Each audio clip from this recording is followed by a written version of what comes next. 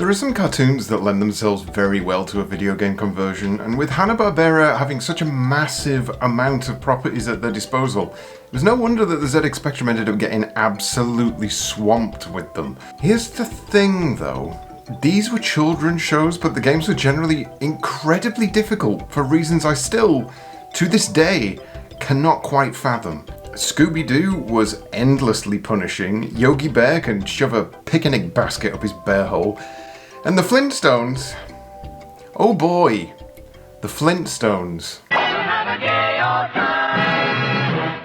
I remember playing this one back in the day and feeling like I'd been duped, that the developers had purposefully made a game in which you're fronted with the most boring, impossible task imaginable. Paint a wall.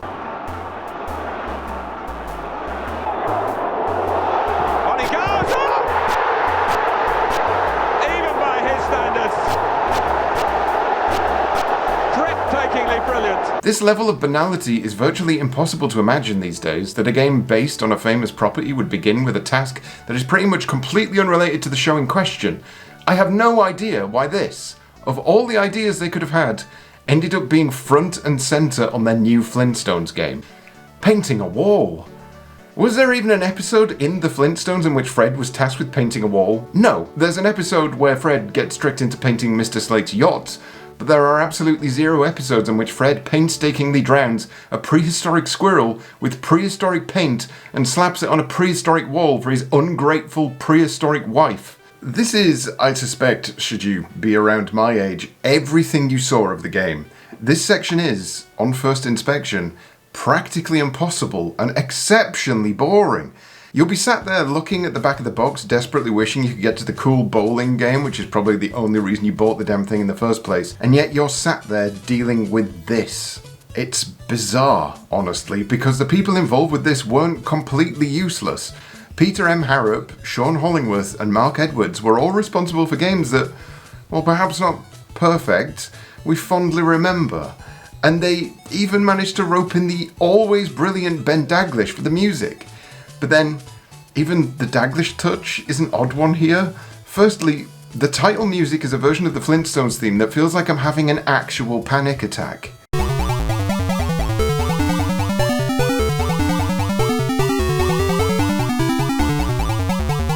And then, in-game, it's a version that feels like the Flintstones are suffering through the greatest depression known to man.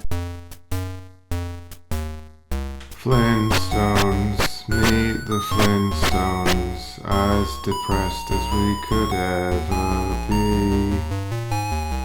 From the town of Bedrock, I just wish I could remove this entire experience from my mind and live carefree again amongst the dinosaurs. Honestly, maybe Ben was onto something here. So, level 1. Fred the indentured servant must bow down to the whims of his wife and paint the front room in an exceptionally tight time limit, while also looking after their infant child in order to grant him a permission slip to go bowling. It doesn't take long to feel like you don't have a saber-toothed chance in hell, because nothing feels quite right. There's an inaccuracy to Fred's painting style that means you're constantly missing bits of wall, and every time you pick the baby up you drop your paintbrush, which is also a squirrel. Obviously. You've got the bottom half of the wall to deal with, which Pebbles keeps drawing on if you don't get her back in her crib, and then you've got to awkwardly shift a ladder around to reach the upper sections of the wall, something which is done by being at the very bottom of the ladder, but not too far away, but also not too close so that you start climbing it. You know, just to make things feel really smooth and easy to get to grips with. On my first attempt, I barely got 50% of the wall covered before Wilma spites me and tells me I can't go bowling. But also she completely strips the wall of any paint. It's like she's gaslighting the man into thinking he didn't already spend an entire day doing this work. Just let him carry on tomorrow, you mad woman. The second attempt goes a lot better, but I still run out of time, and Wilma has the gall to say, "Fred Flintstone, you are just lazy," and I almost immediately want to feed this woman to whatever extinct animal-based wood chipper they have in the backyard. I've just spent the past 10 minutes painting this front room twice, while also looking after the kid and chasing a fucking squirrel paintbrush, and this is the response I get. You're too good for this woman, Fred. Third attempt is where I nail it, and it's due to learning two things over the course of the previous attempts. You see, you need to keep topping up the paint on your paintbrush in order to paint. And it's easy to miss that as the paint on your brush goes down, so does your coverage. You start off painting a nice thick slab, then it drops down to a diamond shape, and then it's barely anything at all. And honestly, it negates the point of having this meter at all, because you absolutely need the paintbrush to be full constantly, otherwise you just won't be able to paint the entire wall. So the trick is, paint a block, then refill your paint, and then go at it again. As a secondary tactic, you also need to do the top of the wall first so you can ignore pebbles entirely while you get that done.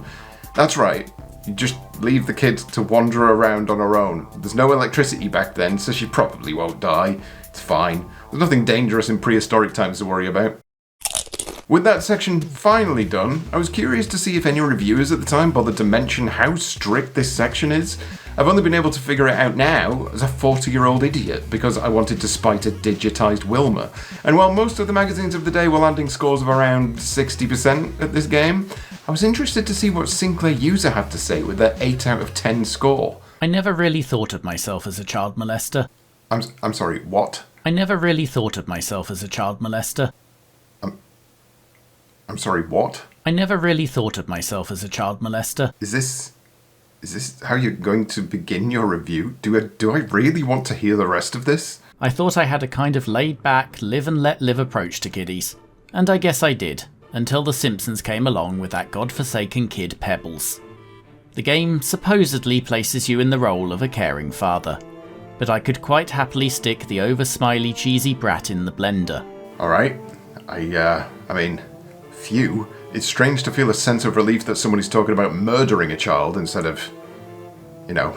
Just as you're about to fill up your paintbrush for the final splosh, your last egg timer runs out and Wilma comes back and you go completely mad and you smash everything in the house into a million tiny bits and set the squirrel on Wilma and stuff Pebbles through the window and trash the TV set and... You'll have to excuse me. It's just so frustrating. Anyway, after about 1,000 attempts, it really is unspeakably difficult, you'll be allowed to get down to some serious bowling. It is good to see that even at the time this bizarre intro to the game was as punishing to people who don't think of themselves as child molesters as it was to me, a child at the time. Even armed with the knowledge of the best way to complete this level, it felt so tight on the time limit, I was genuinely beginning to think it might be impossible. And I won't lie, it felt good when I figured out the solution and managed to put that into action. But it got me curious. Most of this review speaks about the difficulty of that first stage, but it still ended up getting an 8 out of 10. So the rest of the game must absolutely be worth it. You shouldn't have come. You're going to be disappointed. The next stage is most definitely not worth it, a driving section which largely consists of you desperately fighting against a strict time limit, again, while also trying not to destroy your car. There is what I can only describe as a stamina meter that isn't displayed on screen that seems to deplete based on actions you take. You can speed up, but hitting a bump in the road will scupper you, so you have to either slow down or jump. But each time you jump, that hidden stamina meter depletes until eventually you can't speed up anymore. So it's trial and error, really, where you figure out which bits to speed up for, which bits to slow down for, and which bits to jump on. It's also incredibly tedious, which is good preparation for the bowling game that this entire adventure centres around, because it is quite possibly the most boring rendition of bowling I've played in a video game. It's difficult to describe just how much this feels like a complete crapshoot. You have no idea of where you're stood in relation to the actual bowling lane, and once you do work out where you should be stood, the level of physics calculation on the actual bowling pins is completely and utterly arbitrary. It's like your ball is the only thing that's calculated. The pins themselves evaporate when you hit them instead of knocking into the other pins. I got a strike a couple of times. I have no idea how it triggered because it looked almost identical to multiple other shots. You've also got to hold down space to build up your speed, but it loops back round to the slower speed immediately on hitting max power. So if you time it wrong, you have to watch Fred stand there questioning his life as the ball gently pootles down the lane.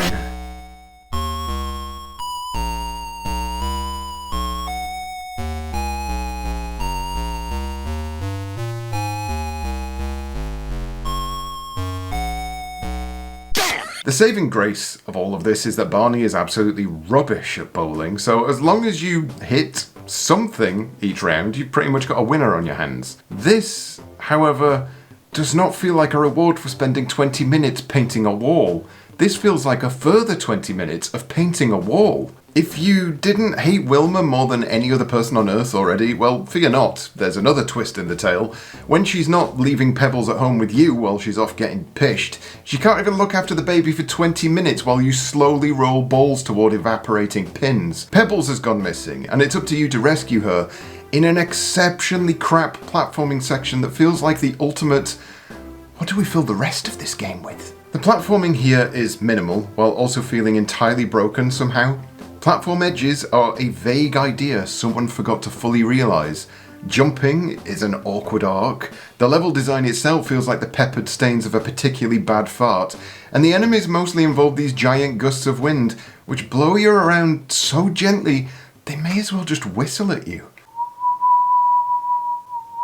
If you fail at this point, you get a blink and you'll miss it note that says Barney has rescued Pebbles and you are a failure, which honestly, at this point I feel like this game speaks to me like I'm in a fucking boot camp. Chill out, for Christ's sake. Winning the game isn't all that different, honestly. Instead of forcing me into a depressed state by berating me for the 15th time this hour, you get a block of text explaining that even though your child was literally seconds away from death, you're just going to go and watch a movie at the drive-in as the wonderful, dysfunctional, ungrateful family you are. And then the menu screen comes back up. And it dawned on me then that the one section that actually felt like I'd achieved something, the one section that had me so annoyed that I forcefully worked out how to do it efficiently, the section that made me feel duped as a child but ended up being an achievable challenge as an adult, was the first level, painting a wall. Driving section is tedious, the bowling is beyond boring, and the platforming segment is about as enjoyable as trying to wank yourself off with your own foot. But the painting section, I solved a problem there. I overcame an impossible task. I beat something that required an actual thought process. I looked Wilma dead in the eyes and I said, I am going to finish this bastard level and you're going to eat your stupid smelly words. And I did it.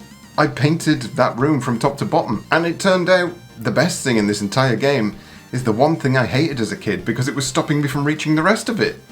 And it further turned out the rest of it was just worse.